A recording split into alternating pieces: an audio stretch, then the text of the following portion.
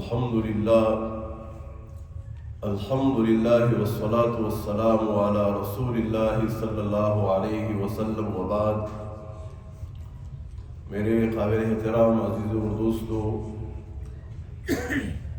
رمضان المبارک کا یہ مہینہ نیکیوں کا، عبادت کا موسم بہار ہے۔ اللہ چاہتے کیا ہے کہ یہ بندہ میرا ہو جائے، اس کا دلی تعلق میری ذات کے ساتھ جڑ جائے،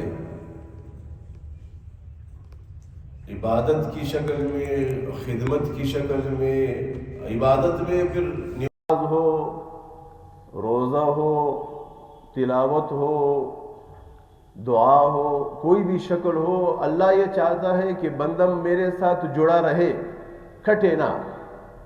یاد رکھے، اگر بندے کا تعلق خدا سے کٹ گیا، یہ بندے کے لیے سراپا نقصان ہے۔ بندہ خدا کی ذات کے ساتھ اس کا تعلق جڑنا یہ ضروری ہے، اس کے بغیر کوئی چارہ نہیں ہے۔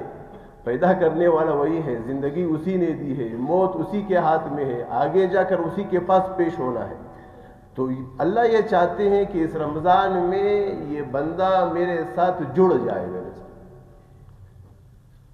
2 دنوں سے دعا پر بات چل رہی ہے۔ آج کی مجلس میں میرے دوستو، نبی علیہ السلام کی حدیث ہے کہ رمضان میں کچھ چیزوں کی کثرت کیا کرو، اس میں سے ایک ذکر ہے میرے دوستو۔ یہ 2 چیزیں جس سے تم اپنے پروردگار کو راضی کر سکتے ہو، اس میں ایک اللہ کا ذکر ہے میرے دوستو۔ یہ وہ 2 چیزیں جس سے اللہ تعالیٰ خوش ہوتے ہیں۔ کلمہ طیبہ کا ذکر۔ ذکر کیا ہے؟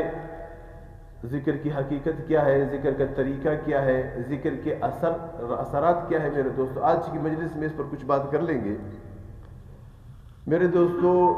ذکر چاہے تحلیل، تسبیح یا تکبیر کی صورت میں ہو، تحلیل لا الہ الا اللہ، تسبیح سبحان اللہ، تکبیر اللہ اکبر، ذکر کی کوئی بھی شکل ہو میرے دوستو، اس کے لیے ضروری یہ ہے کہ ایک آدمی دل کے دھیان کے ساتھ، غور و فکر کے ساتھ ذکر کرے۔ ذکر کے ایک اجر ہے میرے دوستو، ایک اس کا اثر ہے، دونوں میں فرق ہے۔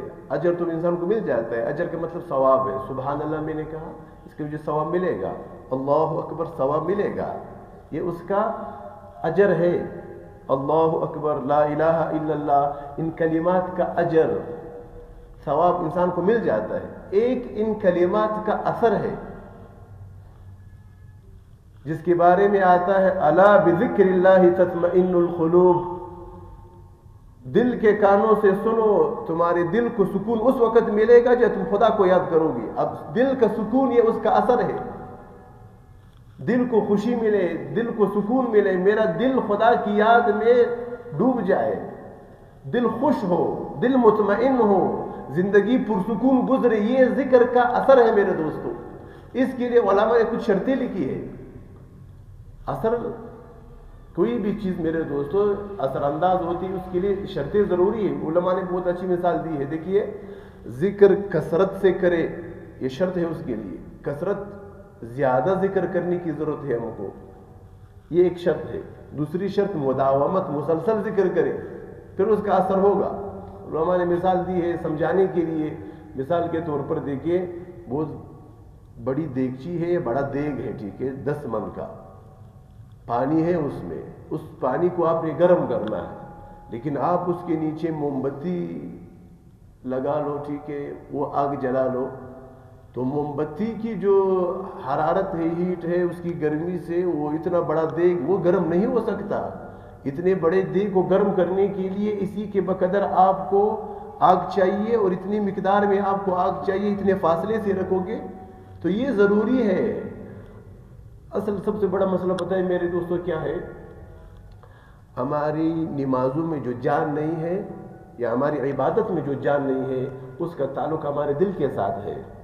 دل میں گناہوں کی زیادتی کی وجہ سے اثرات گناہوں کے ایسے راسخ ہو چکے ہیں ٹھیک ہے، کہ اب ہم نماز میں بھی کھڑے ہیں، خیال کسی اور کا آتا ہے، سجدے میں خدا کے سامنے سر رکھا ہوا ہے، سجدے میں خیال کسی اور کا آ رہا ہے۔ وجہ یہی ہے ہمارا دل ادھر نہیں ہے، دل گناہوں کی اس کثرت کی وجہ سے، زیادتی کی وجہ سے دل میں اب خیال، وہم، وسوسہ شیطان کسی اور چیز کا ڈال رہا ہے، نفس کسی اور چیز کا ڈال رہا ہے، حالانکہ میں سجدے میں ہوں، میں مسجد میں ہوں، میں خدا کے سامنے ہوں، میرے ہاتھ میں تسبیح بھی ہے، میرا زبان اللہ اللہ بھی کر رہا ہے، دل غافل ہے۔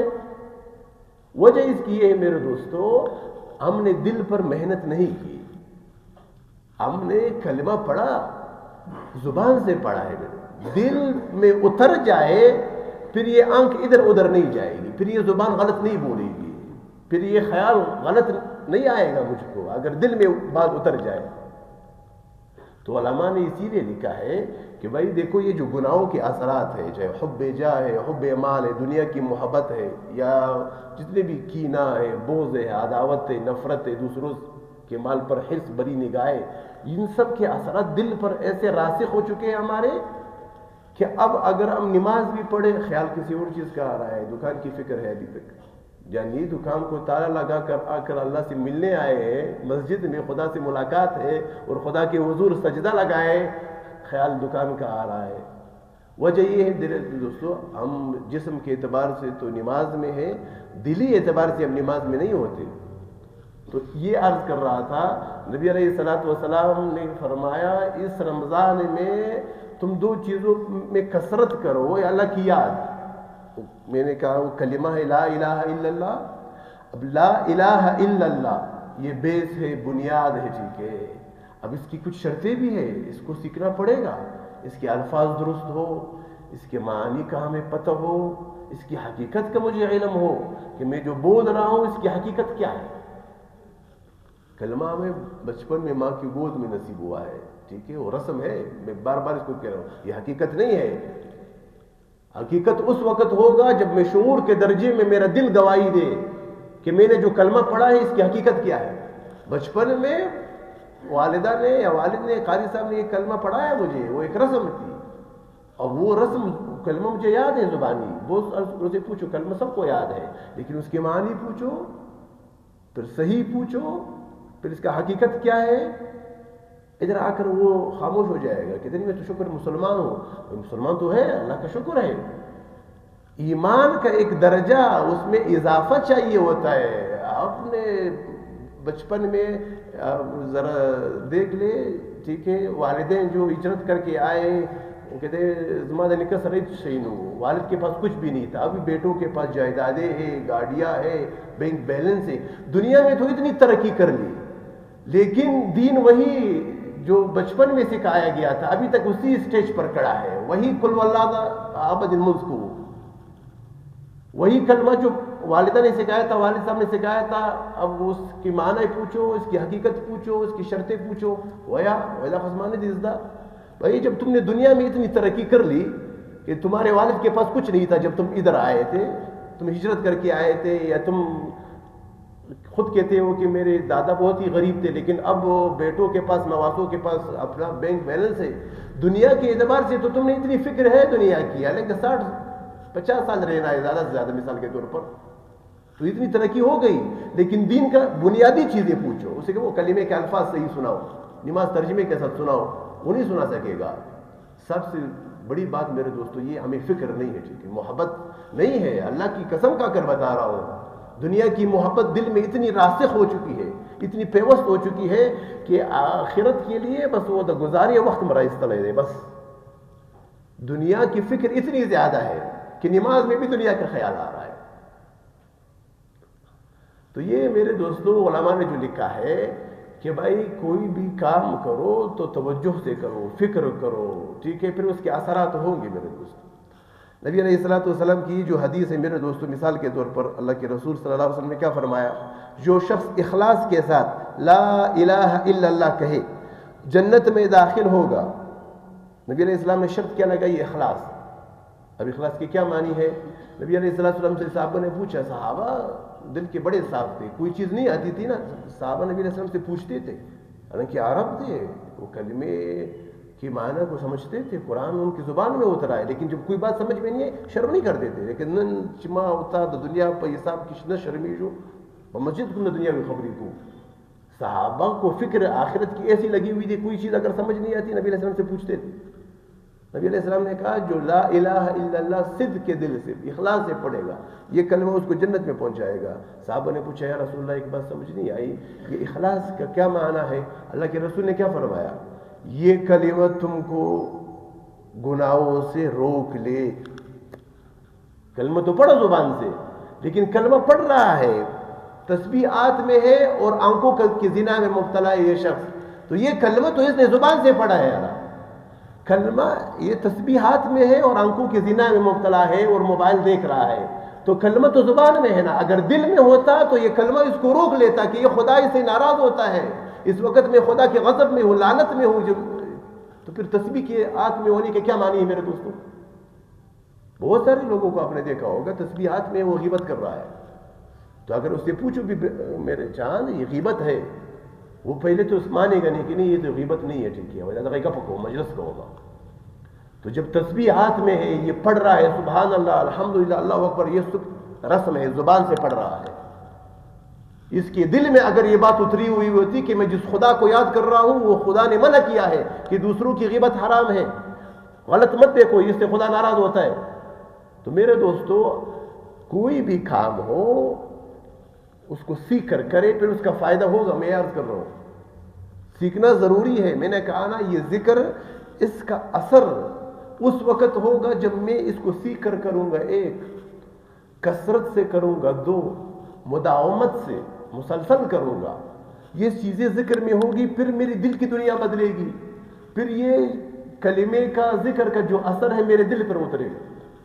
علماء نے لکھا ہے کہ یاد رکھے جب تک آپ کا دل آپ کو سکون نہیں دے گا آپ دوسروں کے لیے سکون کا باعث نہیں بن سکتے.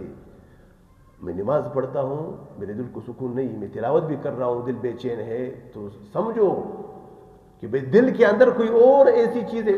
یہ ہم رنگ کرتے ہیں نا، رنگ کرنے سے پہلے ریگمال سے اچھی طرح رگڑائی کرتے ہیں اس چیز کی، تاکہ وہ جو گند ہے میل ہے کچیل ہے وہ پہلے اچھی طرح صاف ہو جائے، پھر رنگ کرو پھر خوبصورت بھی نظر آئے گا. ہمارے دلوں میں یہ گناہوں کی نحوست، گناہوں کے اثرات اتنے زیادہ ہیں میرے دوستوں کہ ہم نماز میں تلاوت میں سجدے میں بھی غافل رہتے ہیں. تو جب تک رگڑائی نہیں کریں گے نا دل کی، یعنی ابھی تک یہ سمجھ میں نہیں آیا کہ یہ بھی ضروری ہے. دل کی صفائی ضروری ہے میرے دوستو. دل کی صفائی ہوگی کثرت ذکر سے، دل کی صفائی ہوگی لوگوں سے محبت کرے، لوگوں پر گم شیچ ڈیر پر درگران دے، یہ پیسہ اس کو خرچ کرو نا، مسکینوں کو کھانا کھلاؤ نا. روزہ ہر عید کو تم اپنے لیے 4 جوڑے، بیٹوں کے لیے 6 جوڑے. اس عید ذرا دیکھو نا تمہارے دل کو تکلیف ہوگی نا، پڑوس میں ایک یتیم رہتا ہے غریب رہتا ہے، 2 جوڑے اس کے لیے سلواؤ. جس چیز سے تم کو زیادہ محبت ہے نا اس پر ذرا بوجھ آ جائے، پھر پتہ چلے گا. محبت جس چیز سے اس کو ذبح کرو، اپنے نفس سے نفسانی خواہشات سے محبت ہے اس کو ذبح کرو، پیسے سے محبت ہے خرچ کرو. کم شیچ ڈیر پر درگران ہے خدا تور کر سبا ہمارا دادا، پھر دل کو چوٹ لگے گی، لگ پتہ جائے گا محبت خدا سے ہے کہ نہیں. میرے دوستوں ہم تو رسم کر رہے ہیں، ٹھیک ہے رمضان گزر جاتا ہے، عشرہ گزر گیا، ابھی تک وہی روٹین ہے. ٹھیک ہے رات کو میں غافل ہوں، میں تسبیح بھی پڑھ رہا ہوں پھر بھی میری غیبت نہیں چھوٹ رہی، میں نے تلاوت بھی کی پھر بھی میں آنکھوں کی زنا میں موبائل دیکھ رہا ہوں. تو پتہ چلا کہ یہ رسم شروع ہے، ابھی تک حقیقت کا جام ہم نے نہیں پیا. حقیقت کا جام پی لو دل کی دنیا بدلے گی، پھر خدا کی نافرمانی کا تصور کرتے ہوئے رونگٹے کھڑے ہو جائیں گے، دل ہل جائے گا، کام جاؤ گے کہ خدا کی نافرمانی کا خیال کس طرح ہے. تو میرے دوستوں ابھی تک رسم میں چل رہے، صاحب بتا رہا ہوں اس رسم کو حقیقت کا جامہ پہنا ہے. اپنی محبوب چیز کو ذبح کرو خدا کے حضور. جو چیز تم کو سب سے، بہت ساروں کو نا اپنے آپ سے بڑی محبت ہوتی ہے، انسان کی فطرت ہے نا، خودزانڈے پروگرام ہے. تو جو چیز آپ کو اچھی لگتی ہے، ٹھیک ہے نفس کی کچھ خواہشات ہوتی ہے، میں لوگوں میں مشہور ہو جاؤں، مجھے لوگ واہ واہ کرے، ٹھیک ہے میری نفس حب جاہ ہے، ٹھیک ہے حب مال ہے. بہت لوگ کہتے ہیں بھائی اسٹیٹس زما گئی، ٹھیک ہے میرے مال، میرا بیلنس، میری شہرت ہو، میری دکان ہو، میرے اس چیز کو ذبح کرنا پڑے گا میرے دوستوں، پھر دل صاف ہوگا. دل کا پیالہ صاف ہونے کے لیے آپ تصور کر لیں نبی علیہ الصلوۃ والسلام نے کس قدر محنت کی. میرے دوستو صحابہ کو احکامات بعد میں ملے ہیں, ٹھیک ہے. حضرت عائشہ فرماتی ہے رضی اللہ تعالیٰ عنہ, ٹھیک ہے, کہ بیس اور بنیاد یہ جو دل کا پیالہ صاف کرنے کے لیے نبی علیہ السلام کو کتنی محنت کرنی پڑی میرے دوستو. پھر اس کے بعد جب احکامات آئیں گے, خدا کا حکم آئے گا, دل قبول کرے گا. آج ہمارا مسئلہ یہی ہے, حکم آ گیا ہے روزے کا, کہ روزے کا حاصل ہی ہے کہ تم پرہیزگار بن جاؤ, لیکن حکم کے سامنے میرا سر تسلیم خم نہیں ہو رہا ہے, زیادہ سر نہ لانے کا ہوگا اس حکم کے سامنے. روزہ تو رکھ رہا ہوں, روزے کا اثر کیا ہے میری زندگی پر, میرے گھر پر, میرے گھر کے ماحول پر. بچے ابھی بھی لگے ہوئے ہیں مووی دیکھ رہے ہیں رات کو ہمارے گھروں میں. یعنی اس روزے نے اتنی توفیق نہیں ہوئی کہ بچوں کے ہاتھ سے موبائل لے لوں, کہ بچوں کو یہ کہوں کہ بیٹا یہ رات کو موبائل کا یہ ابھی وقت نہیں ہے. میں خود جب مبتلا ہوں تو بچے کو میں کیا سبق, کیا تقریر کروں گا بچوں کے سامنے میرے دوستوں. تو حاصل یہ ہے میرے دوستوں, ذکر کثرت سے کرے, سیکھ کر کرے, مداومت تسلسل ہر دن کرے. کثرت ذکر کے بارے میں ہے دوستوں, پھر علماء سے سیکھ لے, ٹھیک ہے. بعض اذکار ایسے ہیں جس میں زیادتی اگر کرنی ہو تو علماء سے پوچھنا پڑے گا. مثال جیسے کہ بعض اذکار ایسے ہیں جس میں جلال ہے, کلمے میں جلال ہے, انسان کی مزاج میں خشکی پیدا ہو جاتی ہے, تو سیکھ کر کرے. پھر درود شریف کا اضافہ کر لے, اس میں جمال ہے, ٹھیک ہے. درود شریف جتنا زیادہ پڑھے کوئی مسئلہ نہیں ہے, لیکن سیکھ کر کرے, سمجھ کر کرے, تنہائی میں غور و فکر کے ساتھ کرے. تو زبان سے سبحان اللہ سبحان اللہ سبحان اللہ سبحان اللہ سبحان اللہ سبحان اللہ, یہ صرف تسبیح اور میاں مٹھو کی طرح صرف اس کو رٹ رہے ہو, ٹھیک ہے. لیکن سبحان اللہ پاکی ہے میرے خدا کے لیے, وہ تمام عیوب سے پاک ہے. میں سر تا پا عیوب سے بھرا ہوا ہوں. وہ میرا وہ ذات جس کی میں حمد پڑھ رہا ہوں, جس کی میں تعریف کر رہا ہوں, سر تا پا پاک ہے, ٹھیک ہے. وہ پاکی اسی کے لیے ہے, ٹھیک ہے. تمام الحمدللہ سمجھ کر کریں گے میرے دوستو, دل پر نور اترے گا. سمجھ کر نہیں کریں گے, ٹھیک ہے, اجر تو ملے گا. اثر دل مطمئن ہو, دل سکون, آپ کی ذات کو آپ کا دل سکون نہیں دے رہا, آپ دوسروں کے لیے باعث سکون نہیں بن سکتے. علماء نے یہی لکھا ہے. میں چاہتا ہوں نا کہ میں گھر والوں کے لیے باعث سکون, باعث خوشی ہو جاؤں. میں بیٹا ہوں تو والد کی آنکھوں کی ٹھنڈک بن جاؤں. میں شوہر ہوں تو گھر والوں کے لیے صاحبان بن جاؤ. تو جب تک آپ کی اپنی زندگی مطمئن نہیں ہے, تم دوسروں کو کیا اطمینان دے سکو گو. مسئلہ یہ ہے میرے دوست. تو کوشش اس بات کی کرے میرے دوستو, اولین جو شرط علماء نے لکھی ہے وہ ذکر کی, چاہے نماز کی چاہے روزے کی, وہ ہے گناہوں سے توبہ. اب کتنی مرتبہ تسبیح پڑھ لو, ٹھیک ہے, لیکن اس میں گناہ ایڈ کر لو, شامل کر لو, اس تسبیح کا اثر نکل جاتا ہے, ٹھیک ہے. روزہ بھی اسی طرح ہے. نماز اتنی عرصے سے ہم پڑھ رہے ہیں, ہر ایک اپنے گریبان میں دیکھ لے کتنے عرصے سے ہم نمازیں پڑھ رہے ہیں. اس نماز نے میری زندگی کو بدلا. نماز کے بارے میں قرآن کہتا ہے یہ تم کو غلط کاموں سے روکتی ہے. یہ نماز کتنے سالوں سے ہم نماز پڑھ رہے ہیں, پھر بھی آنکھوں کے زنا میں مبتلا ہے, موبائل ہے, زبان غیبت سے ابھی تک نہیں رک رہی. تو اس نماز نے میری زندگی کو نہیں بدلا. تو جب میں زندگی کو نہیں بدلا, میں ایسا کردار کہ مجھ سے میرے بچے کچھ سیکھ لے, معاشرہ کچھ سیکھ لے, تو اس پر تھوڑی فکر کی ضرورت ہے. بار بار عرض کر رہا ہوں میرے دوستو, یہ رمضان محاسبے کا مہینہ ہے, حساب و کتاب کا مہینہ ہے. اپنی عبادات کا حساب کر لے, ٹھیک ہے, اپنے معاملات کا حساب کر لے. بعض لوگ تو عبادات میں پہلی صف میں ہوتے, معاملات میں آخری صفوں میں بھی نظر نہیں آتے, ٹھیک ہے. معاملہ تو حساب الگ ہے, ٹھیک ہے. معاملہ بھی صاف ہونا چاہیے. بھائیوں کے ساتھ معاملہ ہے تمہارا, بہنوں کے ساتھ معاملہ ہے, رشتہ داروں کے ساتھ معاملہ ہے, یا دکاندار ہو تمہارے گاہک کے ساتھ معاملہ ہے, وہ بالکل صاف ہو. اگر اس میں ایک قطرہ بھی گندگی ہوگی, یاد رکھو یہ جو عبادت کی روح ہماری نکل گئی, اس کی ایک وجہ یہ بھی ہے کہ حرام کا لقمہ اندر چلا گیا ہے. یہ الگ موضوع, اس پر پھر بات کریں گے کہ ہماری عبادتوں سے جان نکل چکی ہے. ایک وجہ سب سے بڑی یہ بھی ہے, ہماری یہ جو ہم کھا رہے ہیں نا, یہ لقمہ, یہ جو ہم کما رہے ہیں, جھوٹ سے کمایا, دھوکے سے کمایا, ٹھیک ہے, غلط کسی کو دھوکہ دیا کمایا, اس میں حرام کی آمیزش ہو گئی. پھر یہی لقمہ میرے پیٹ میں جائے گا, میرے بدن میں, خون میں مجھے طاقت ملے گی. جب حرام کو لقمہ جائے گا, پھر کدھر ذوق, پھر کدھر شوق, پھر کدھر خدا کی یاد ہوگی. پھر تو شیطان اور نفس کا پجاری بنے گا نا میرے دوست. تو رمضان محاسبے کا مہینہ ہے، اپنا حساب کر لے، ٹھیک ہے. حساب یہی ہے، ذرا دیکھ لے کہ میں کدھر جا رہا ہوں، ٹھیک ہے، میں کس رخ پر جا رہا ہوں، ٹھیک ہے. میں خود مطمئن ہوں اپنی زندگی سے. اگر تمہارا دل مطمئن ہے، تمہارا ضمیر مطمئن ہے، تو پھر تو ٹھیک ہے. یہ اللہ نے عجیب چیز رکھی ہے، ٹھیک ہے، ضمیر، انسان کا دل. اس سے سوال پوچھو، کسی مفتی سے پھر پوچھنے کی ضرورت نہیں پڑے گی. اگر تم اپنی زندگی سے خود مطمئن ہو، تمہارا دل تمہیں کہہ رہا ہے کہ بھئی ٹھیک جا رہے ہو، ٹھیک ہے، معاملات بھی ٹھیک ہے، معاشرت کیوں، خور، مور، خالہ، اماں، حسن معاشرت ہے، پشتنا پر کہے، صلہ رحمی ہے، ورزے اگر سر خوشحال بھی، ٹھیک ہے. لوگوں کا اگر یہ پوچھنا ہو کہ خدا مجھ سے خوش ہے کہ نہیں خوش، رشتہ داروں کو، والدین کو، اور اسی طرح بہن بھائیوں سے ذرا پوچھو. اگر وہ تم سے خوش ہے پھر خدا خوش ہے، ٹھیک ہے. والد کی رضا میں خدا کی رضا ہے. آج ذرا پوچھو، والدین بیٹے ہیں یا، ٹھیک ہے، اکثر والدین اپنے بچوں کی شکایت آپ سے کریں گے، تو سمجھو خدا ناراض ہے، ٹھیک ہے. رمضان خدا کو منانے کا مہینہ ہے میرے دوستوں. خدا کو منائے، لوگوں سے معافی مانگے. بھائی کو ناراض کیا، جا کے پاؤں پڑے. والدہ ناراض ہے، جا کے پاؤں پڑے. بہن کا حق ہے، سبحان اللہ، مشکل پشتا نہیں ہو داغ بیا بل شری دے اور حق را بخشرے دے. یہ الفاظ کہتے ہوئے تمہاری زبان گم کس طرح نہیں ہوئی ہے کہ وہ بہن ہوتے ہوئے، عورت ذات ہوتے ہوئے حق معاف کروا رہی ہے تم کو، اور تم مرد ہو، زنارے نئے مارا زداغا حق خورما ولی خور را بخشرے دے. یاد رکھو، بخشلے اتنستا صفا خبر ادا دا.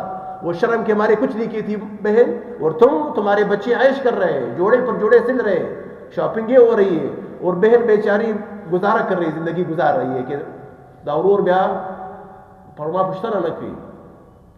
اللہ کی قسم بتا رہا ہوں میرے دوستو، یہ معاملات صاف کرے، پھر ہماری دلوں کو سکون ملے گا. زندگی بیا خند کی، بیا جون خند کی، پھر اللہ کو منہ دکھانے کے قابل بنیں گے. لیکن اگر یہ معاملات صاف نہیں ہے، 1000 مرتبہ تسبیح پڑھو، 1000 عمرے کرو، 1000 حج کرو، ٹھیک ہے، عبادتوں پر عبادتیں کرو، ختم پر ختم کرو. لیکن یہ ایک معاملہ اگر بہن کو حق نہیں دیا ہے، بھائی کا حق بیٹھ کر کھا رہا ہے، ٹھیک ہے، تو یہ ساری عبادتیں تم کو جنت نہیں، خدا اللہ کے قریب نہیں کر سکیں گی، جنت کے قریب نہیں کر سکیں گی. تمہاری انسان کی بخشش نہیں ہو سکتی جب تک یہ 1 روپیہ بھی اگر بہن کا کایا ہو یا بھائی کا کایا ہو. تو بھائی اپنی عبادات پر غور کرے، معاملات پر غور کرے، اپنا محاسبہ کرے، حساب و کتاب خپلا وکیشا بیا ژوند خوند کوي. ٹھیک ہے، پھر اللہ کے حضور جانا ہے. اللہ تبارک و تعالی ہمیں اپنا حساب خود کرنے کی توفیق دے. میں آپ کے بارے میں نہیں جانتا، آپ میرے بارے میں نہیں جانتے، لیکن ہر ایک اپنے بارے میں سب سے زیادہ جانتا ہے. ٹھیک ہے، تو اس سے پوچھ لو اپنے دل سے کہ تمہارا دل مطمئن ہے کہ نہیں ہے. اگر ضمیر و دل مطمئن ہے تو ٹھیک ہے، مطمئن نہیں ہے، وہ اندر سے خود بخود ایک سوال اٹھ رہا ہے کہ یا خوند نستا بچوں، خوند نستا، تو پھر اپنے آپ کو بدلو. یہی موقع ہے رمضان. جو کمی ہے اللہ تعالیٰ سے کہو بھائی دا مسئلہ زدتا وہ کہو زخپلا اس گناہ سے میں خود تنگ آ گیا ہوں. اللہ سے کہو کوئی بھی گناہ ہو، کوئی بھی کمزوری ہو، اللہ خوش ہوئے گا اس سے. اللہ کی قسم اللہ تمہیں توفیق دے گا جب تم خود خدا سے کہو گے نا کہ یہ مسئلہ ہے. بھائی مسئلہ تو ہماری یہ ہے، ہم مانتے نہیں ہے نا. نفس تو اتنا چاہ ہو چکا ہے ہمارا، اتنا ہٹا کٹا موٹا تازہ ہو چکا ہے، دزان اپنی کمی نظر نہیں آتی نا. دوسروں کی تو چھوٹی چھوٹی کمزوریاں ہمیں نظر آتی ہے، اپنی اتنی بڑی کمی ہمیں نظر نہیں آتی. تو بھائی میرے دوستوں، عرض و گزارش یہ ہے، کوشش کر لے رمضان میں اپنا حساب کر لے. ٹھیک ہے، اللہ تبارک و تعالیٰ میرا بولنا آپ کا سننا قبول کر لے. وآخر دعواہم الحمدللہ رب العالمین. اللہم یا حی یا قیوم برحمتک نستغیث. اللہم صل وسلم علی سیدنا و مولانا محمد کما تحب و ترضى. اللہم احسن عاقبتنا فی الامور كلها واجرنا من خزي الدنیا وعذاب الآخرہ. اللہم انک عفو کریم تحب العفو فاعف عنا یا رحمان دنیا ورحیم الآخرہ. اللہم انک عفو کریم تحب العفو فاعف عنا یا رحمان الدنیا ورحیم الآخرہ. اللہم احسن عاقبتنا فی الامور كلها واجرنا من خزي الدنیا وعذاب الآخرہ. وصلی اللہم تعالی علی خیر خلقہ محمد وعلی آلہ واصحابہ اجمعین. آمین آمین آمین برحمتک یا ارحم الراحمین.